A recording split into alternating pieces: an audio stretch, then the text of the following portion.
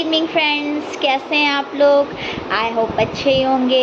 And this is Pooja Srivastava from UPSC Unlock. तो welcome to my channel. तो friends, chapter start करने से पहले जैसा कि मैं अपने हर वीडियो में ये बताती हूँ या ये बात करती हूँ कि आप लोग को चैप्टर स्टार्ट करने से पहले बेसिक से स्टार्ट करना चाहिए। कोई भी एडवांस लेवल की बुक पढ़ने से पहले बेसिक की बुक स्टार्ट करनी चाहिए, पढ़नी चाहिए। क्लास 6 की एनसीईआरटी जो कि यूपीएससी के लिए बहुत ही ज़्यादा इम्पॉर्टेंट रोल प्ले करती है, तो वो आप लोग को ज़रूर पढ़ना और समझना चाहिए। और फ्रेंड्स, आप लोग को कोई भी डाउट हो किसी भी सब्जेक्ट से रिलेटेड या कोई भी यूपीएससी से रिलेटेड जो आप लोग को समझ नहीं आ रही है या कोई डाउट है, कोई कन्फ्यूजन है, तो आप लोग मुझसे पूछ सकते हो, ठीक है।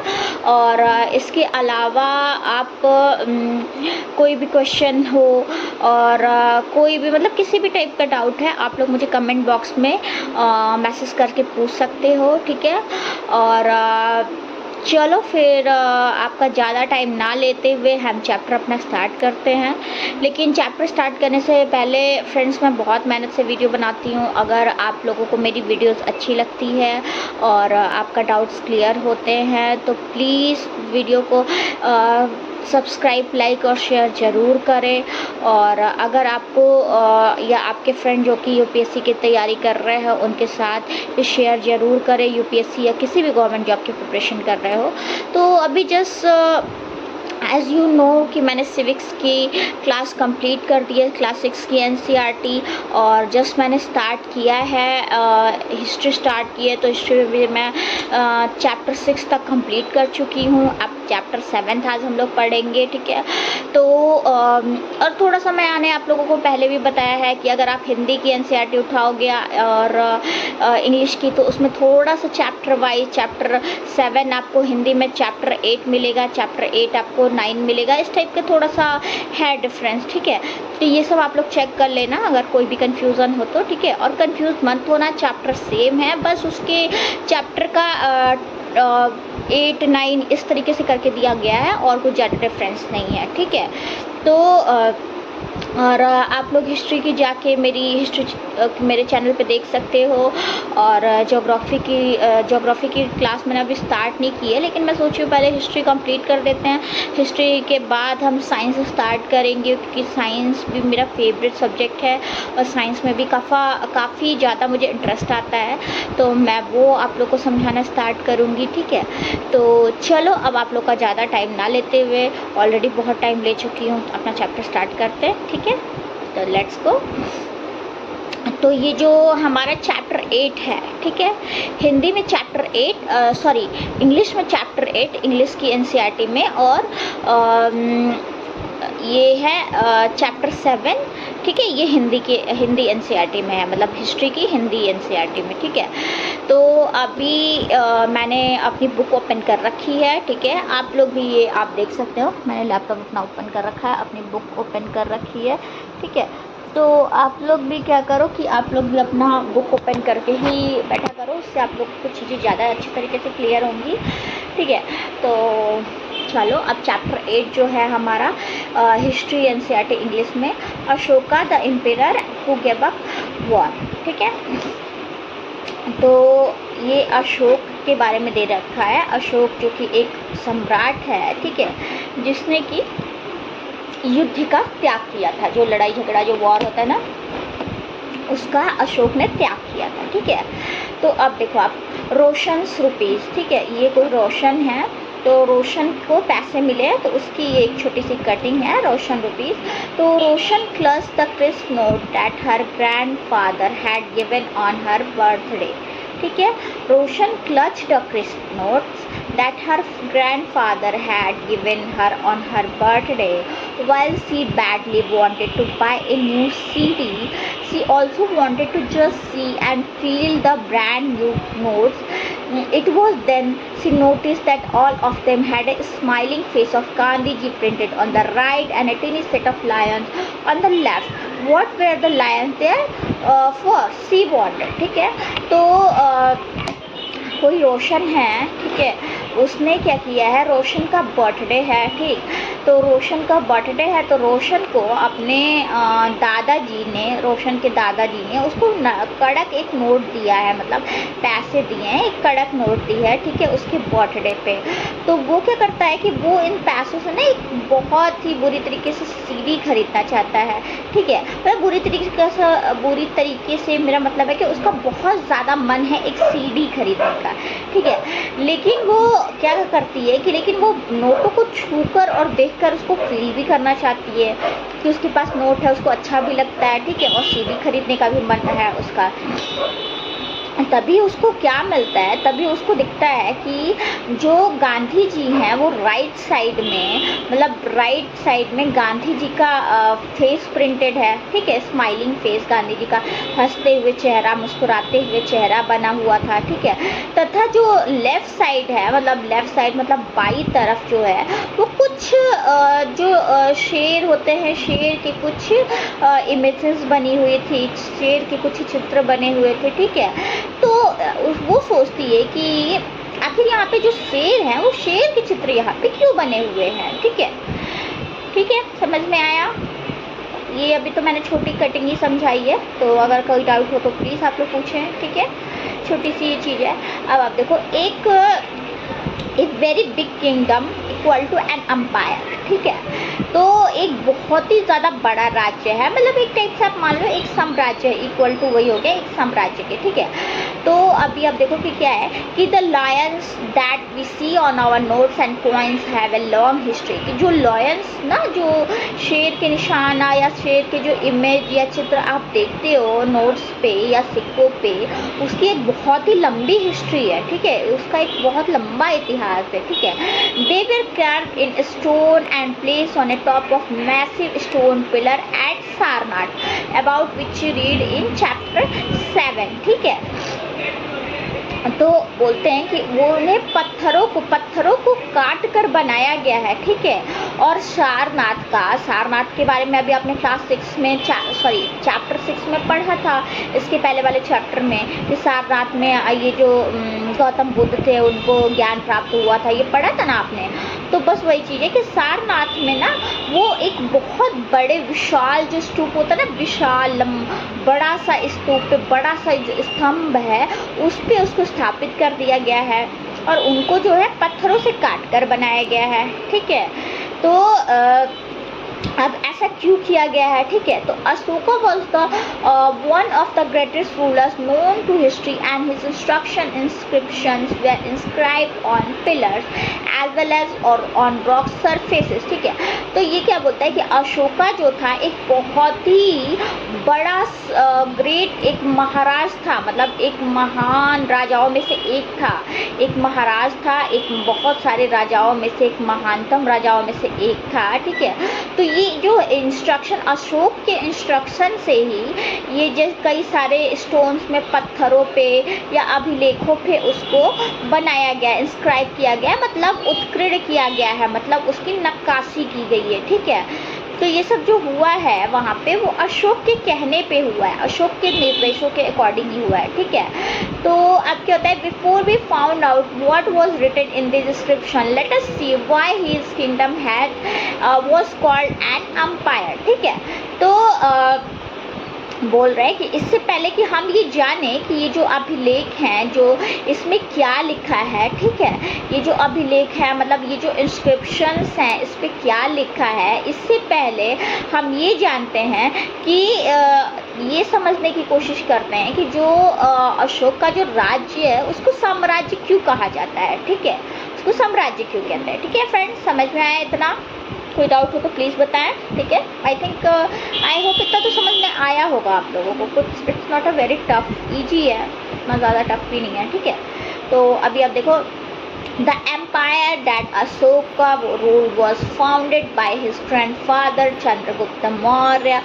More than 2300 years ago, Chandragupta was supported by a wise man named Chanakya or Kautilya. Many of Chanakya ideas were written down in a book called अर्थशास्त्र, ठीक है, तो अभी देखो ये क्या बोलता है कि अशोक क्या है, अशोक जिस साम्राज्य पे शासन करते थे या अशोक जिस भी साम्राज्य का राजा था, ठीक है, उसकी स्थापना उसके दादाजी ने, उसके दादाजी को थे, उसके दादाजी का नाम आप लोगों को पता है क्या, चंद्रगुप्त मौर्य था।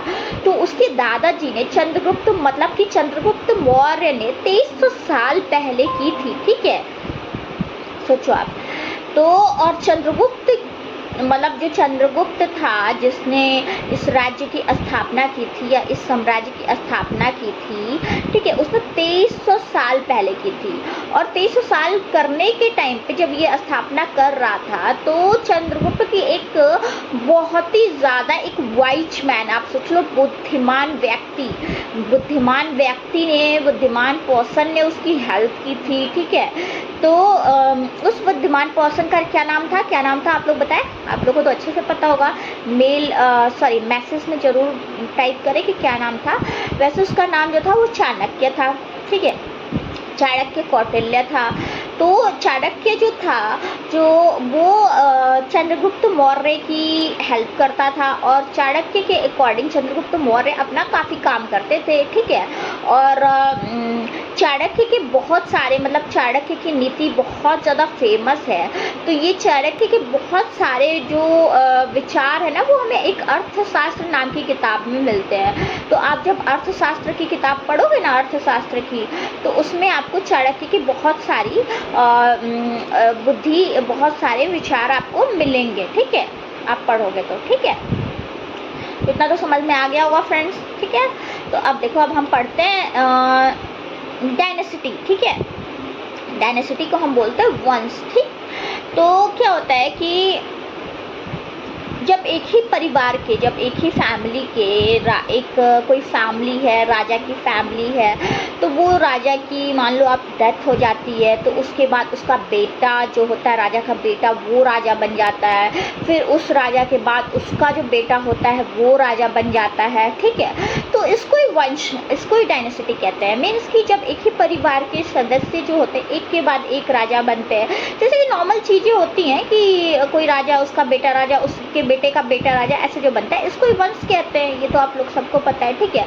तो जो मौर्य वंश था, मौर्य का एक साम्राज्य था, तो जो मौर्य वंश था उसके ना जो 3 इम्पोर्टेंट राजा थे, जो 3 इम्पोर्टेंट राजा वही थे। तो सबसे पहला जो था जिसने स्थापना की थी वो था चंद्रगुप्त मौर्य, ठीक है।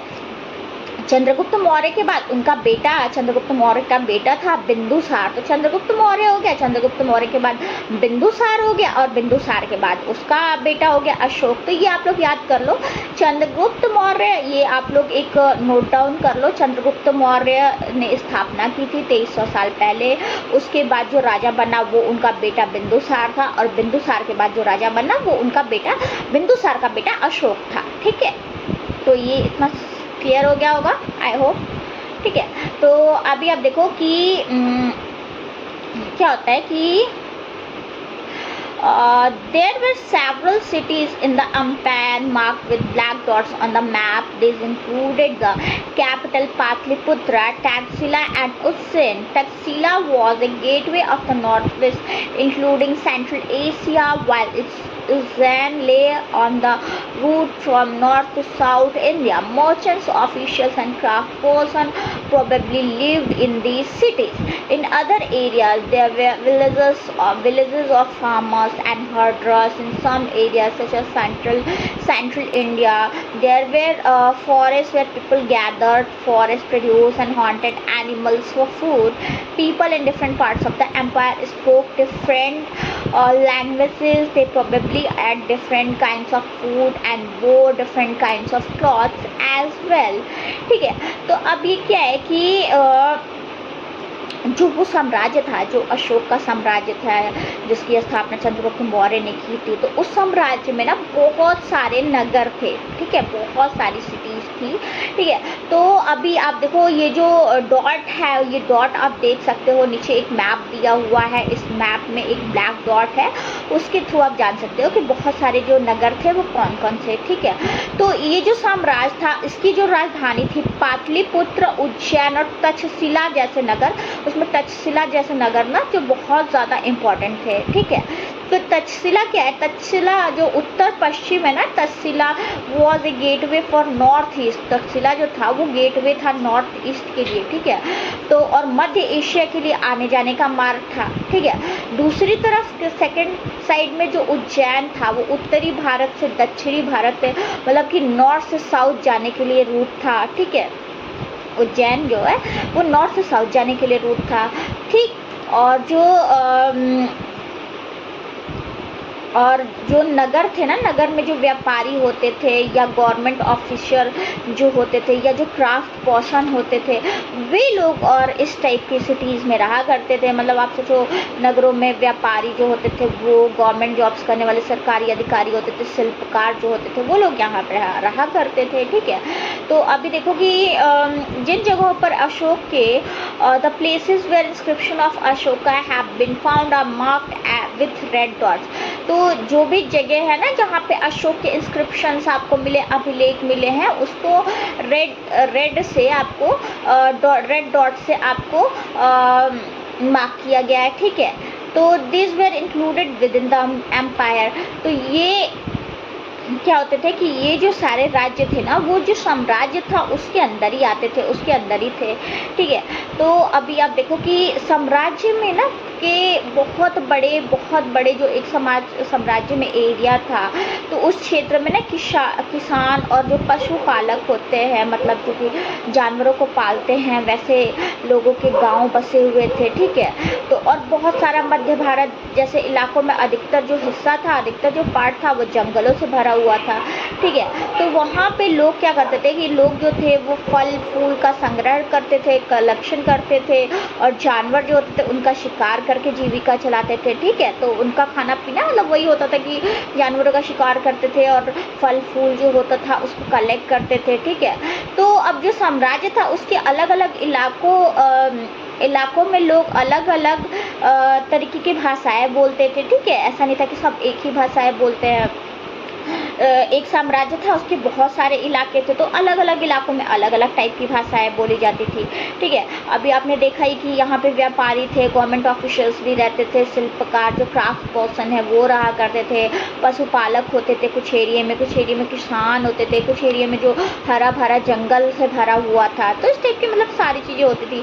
कुछ लोग वहाँ पे फल फूल का संग्रह करते थे, कुछ लोग जानवरों का शिकार करते थे, और कुछ लोग जो थे तो मतलब डिफरेंट टाइप के लोग थे। तो साम्राज्य में अलग अलग जो जगह थी वहाँ पे अलग अलग तरह की लैंग्वेजेस यूज़ की जाती थी, ठीक है। और ये भी हो सकता है कि लैंग्वेजेस अलग हो और वो अलग अलग टाइप का भोजन भी करते थे, अलग अलग टाइप का खाना भी खाते थे, क्योंकि उनकी बहुत सारी चीज़ें डिफरेंट थी, ठीक है। तो अलग अलग टाइप का वो भोजन भी करते थे, और यहाँ तक कि उनका जो ड्रेस थी ना, वो ड्रेसिंग सेंस भी उनका अलग अलग था। मतलब ड्रेसिंग सेंस भी उनका एक जैसा सबका नहीं था। कुछ लोग अलग टाइप की ड्रेसिंग यूज़ करते थे, कुछ लोग अलग टाइप की, तो मतलब ड्रेसिंग सेंस भी अलग था, ठीक है।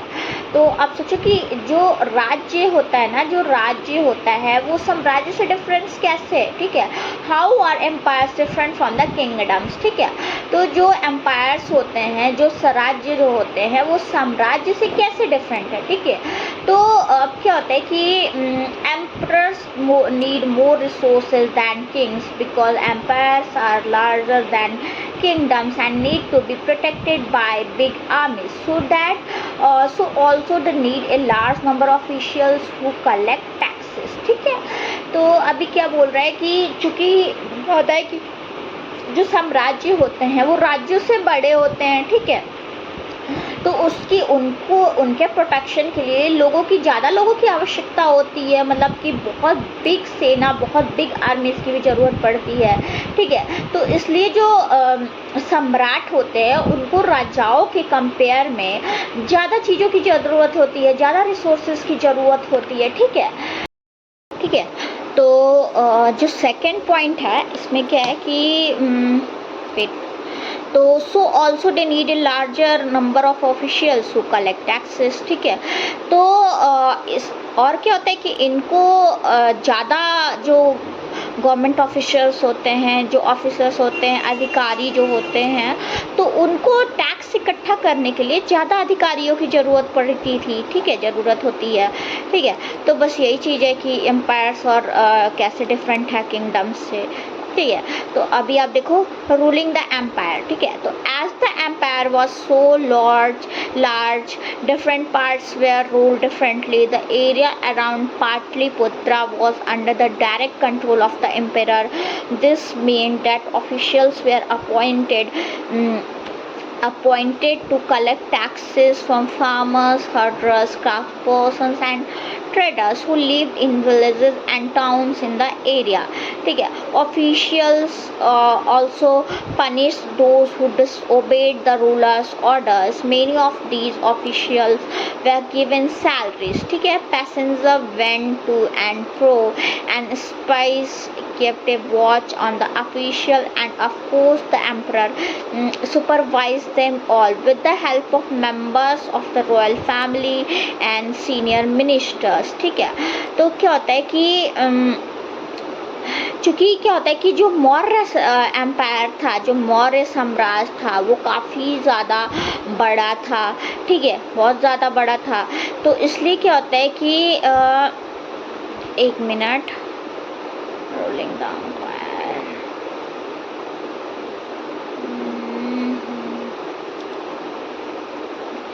तो जो मौर्य साम्राज्य जो था, मौर्य का जो साम्राज्य था वो काफ़ी ज़्यादा बड़ा था। तो इसलिए उसके अलग अलग जो पार्ट्स थे उस पर अलग अलग ढंग से शासन किया जाता था, ठीक है। तो पाटलिपुत्र करके, जो पाटलिपुत्र जो अभी पटना है, पाटलिपुत्र और उसके आसपास के जो इलाके थे उस पे जो सम्राट का सीधा कंट्रोल था, मतलब डायरेक्ट कंट्रोल पाटलिपुत्र के एरिया पे, उसके आसपास के एरिया पे जो सम्राट था वो डायरेक्टली कंट्रोल करता था, ठीक है। तो इसका क्या मतलब होता है कि इट मीन्स कि इस इलाके के जो भी गांव थे, शहर थे, तो जो गांव और शहर में रहने वाले जो किसान थे, पशुपालक थे, जो क्राफ्ट पर्सन थे, जो बिजनेसमैन थे, ठीक है। तो इनसे जो टैक्स इकट्ठा करने के लिए ना जो राजा होता था वो बहुत सारे ऑफिसर्स को अपॉइंट करता था, राजा बहुत सारे ऑफिसर्स को नियुक्त करता था, ठीक है। तो और क्या होता था कि जो राजा के आदेशों का पालन नहीं करते थे या उल्लंघन करते थे, उसको अधिकारी जो होता था, वो जो अधिकारी होते थे उनको पनिश भी करते थे, उनको सजा भी देते थे, ठीक है। तो मतलब कि आप एक तरीके से समझ लो कि जो साम्राज्य था, जो मौर्य साम्राज्य था वो काफ़ी ज़्यादा बड़ा था, ठीक है। तो इसके लिए अलग अलग टाइप से उसके अलग अलग पार्ट्स पर अलग अलग तरीक़ों से शासन किया जाता था। तो जो पाटलिपुत्र था और पाटलिपुत्र के आसपास का जो एरिया था उस पे जो डायरेक्ट जो सम्राट था उसका डायरेक्ट कंट्रोल होता था, ठीक है। तो इसके आसपास के जो राजा थे, राजा बोल दिया मैंने, जो व्यापारी थे, गांव और शहर के जो किसान थे, पशुपालक थे, जो क्राफ्ट पर्सन थे, तो इनसे कर इकट्ठा करने के लिए जो राजा होते थे उन्होंने बहुत सारे अधिकारी को नियुक्त कर रखा था। और ये जो अधिकारी होते थे, तो ये क्या होते थे, अधिकारी जो होते थे वो लोगों से कर इकट्ठा करते थे, टैक्सेस वसूल करते थे। लेकिन जो राजा के, अगर कोई राजा का आदेश है उसका अगर उसके ये लोग अगेंस्ट चले जाते थे, उल्लंघन करते थे, तो ये जो नॉर्मल लोग होते थे उनको ये जो अधिकारी होते थे वो पनिशमेंट भी देते थे, ठीक है। तो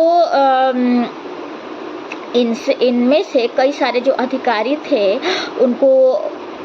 उनको जो सैलरी होती थी, सैलरी भी दी जाती थी, ठीक है। तो और क्या होते थे, संदेश वाहक होते थे उस टाइम पे, मैसेंजर टाइप, मतलब मैसेंजर्स होते थे, संदेश वाहक होते थे जो एक प्लेस से दूसरे प्लेस तक घूमते रहते थे, ठीक है। और जो राजा के जासूस अधिकारी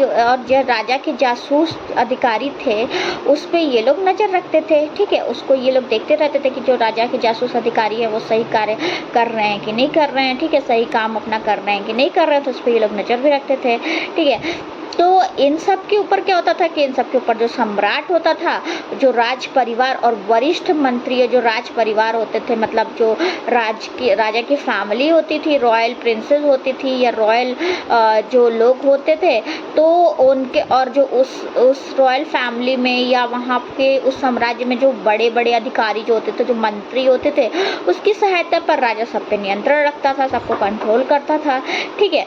तो अभी क्या होता है कि And there were other areas or provinces. Each of these was ruled from a provincial capital such as Tachsila or Ujjain. Although there was some amount of control from Patliputra, and royal princes were often centered. Governors, local customs and rulers were probably followed. ठीक है, तो क्या होता था कि मौर्य साम्राज्य जो था उसके भीतर बहुत सारे छोटे और बड़े एरिया होते थे, बहुत सारे छोटे और बड़े प्रांत होते थे, मतलब कि एरिया होते, ठीक है। तो इन पर क्या होता था कि इन पर जो तक्षशिला थी और जो उज्जैन थी, तो उज्जैन जैसी राजधानियों के थ्रू राज शासन किया जाता था, ठीक है। तो कुछ हद तक पाटलिपुत्र से इन क्षेत्रों पर कंट्रोल किया जाता था, ठीक है। तो अक्सर जो राजकुमार होते थे, मतलब जो प्रिंस होते थे, उनको वहाँ का गवर्नर, मतलब गवर्नर आप सोचो, गवर्नर राज्य का पालक, तो राज्यपाल बनाकर भेजा जाता था, ठीक है। तो लेकिन ऐसा लगता है कि इन जगहों पर स्थानीय परंपराएं, जो वहाँ के स्थानीय परंपराएं होती थी और जो उनके खुद के नियम होते थे, उसको ही कंसीडर किया जाता था, ये लोग उसको ही मानते थे, ठीक है। तो अब क्या होता था कि besides there were vast areas between these centers. Here the Mauryas tried to control roads and rivers which were important for transport, and to collect whatever resources were available as tax and tribute. For example, the Arthashastra tells us that the northwest was important for blankets and South India for its gold and precious stones. It is possible that these resources were collected as tribute, ठीक है।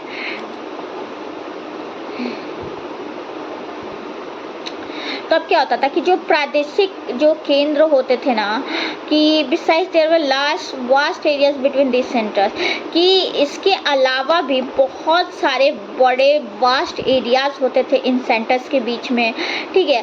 तो अब क्या करते थे कि इन इलाकों में जो मौर्य शासक थे वो सिर्फ मार्गों, जो रास्ते होते थे, रूट होते थे, और जो नदी होती थी, इस पे ही कंट्रोल करने की कोशिश करते थे, ठीक है, कि जो कि आने जाने के लिए इम्पोर्टेंट होते थे, ठीक है।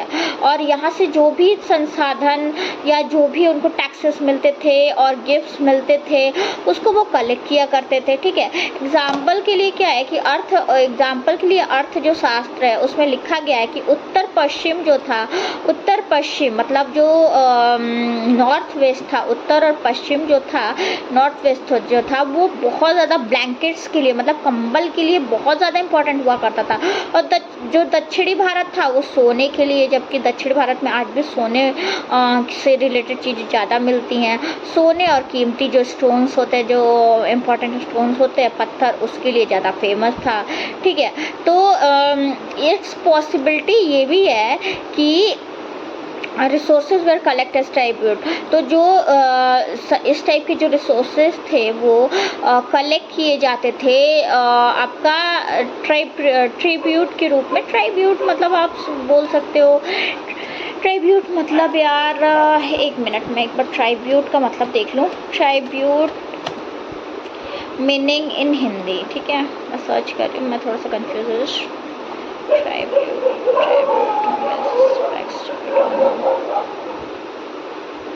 मतलब एक टाइप का आप मान सकते हो यार, ट्राइब्यूट मतलब कि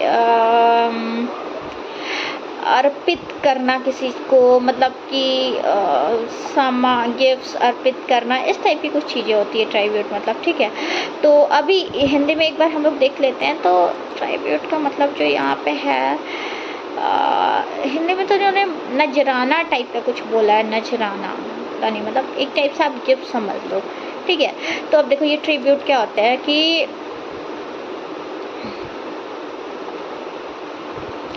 क्या होता है ट्राइब्यूट। तो unlike taxes which were collected on a regular basis, tribute was collected as when it was possible from people who gave a variety of things more or less willingly, ठीक है। तो जहाँ क्या होता है कि जो टैक्सेस होते हैं वो नियमित रूप से, नियमित ढंग से कलेक्ट किए जाते हैं रेगुलर बेसिस पे, ठीक है। वहीं जो ये ट्राइब्यूट होते हैं वो अनियमित रूप से जब भी संभव हो, मतलब अनियमित ये कोई रेगुलर नहीं होता, ठीक है। जब भी पॉसिबल हो, ठीक है, जब भी पॉसिबल हो इसको कलेक्ट कर लिया जाता है, ठीक है। तो मतलब एक टाइप से ऐसे जो ट्राइब्यूट होते थे ना, वो डिफरेंट पदार्थों से, ऐसे लोगों से लिए जाते थे जो अपनी मर्जी से, मतलब जिसकी मर्जी होती थी, जो अपनी मर्जी से स्वेच्छा से गिफ्ट समझ के इसको दे देते थे, ठीक है। तो ये ट्राइब्यूट हो गया। अब देखो अब क्या होता है कि अभी हम पढ़ते हैं, ठीक है। तो अभी है ये एक स्टोरी दी गई है यहाँ पे। तो देयर वेर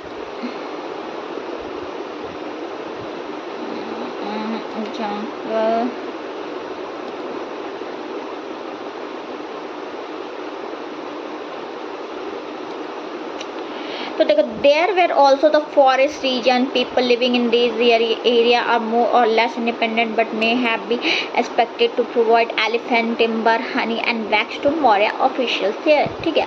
तो यहाँ पे ना इसके अलावा कुछ फॉरेस्ट रीजन भी होते थे, फॉरेस्ट का जो जंगल का एरिया भी आते थे, ठीक है। सबसे लास्ट में जंगल वाले एरिया भी आते थे। तो यहाँ पे रहने वाले लोग ना काफ़ी ज़्यादा इंडिपेंडेंट है, ठीक है, काफ़ी ज़्यादा सेल्फ इंडिपेंडेंट थे, सेल्फ इंडिपेंडेंट का तो पता नहीं, बट इंडिपेंडेंट जरूर थे। तो उनसे क्या होता था कि इनसे ये एक्सपेक्टेशंस रखी जाती थी कि जो मौर्य समाज का जो भी अधिकारी है उसको वो हाथी, मधु मतलब हनी, लकड़ी, वैक्स जैसी चीज़ें लाके दें, ठीक है। तो इस टाइप की जो चीज़ें होती हैं वो ला के दे जंगल के एरिया से, ठीक है। तो अभी देखो आप, अब ये क्या होता था कि अब ये आप लोग का कंप्लीट हो चुका है, ठीक है। मतलब कि पार्ट 1 मैंने कंप्लीट कर दिया है। अब पार्ट 2 में जो है वो नेक्स्ट हम पढ़ेंगे the emperor and the capital city, ठीक है। तो फ्रेंड्स, पार्ट 1 मैंने कंप्लीट कर दिया है। आप लोग को जो भी डाउट हो, पार्ट 2 अगर आप लोग देख रहे हो तो आप पार्ट 1 मेरे यूट्यूब चैनल पर जाके देख सकते हो, और अगर आप लोग पार्ट 2 देख रहे हो तो आप पार्ट 1 भी देख सकते हो।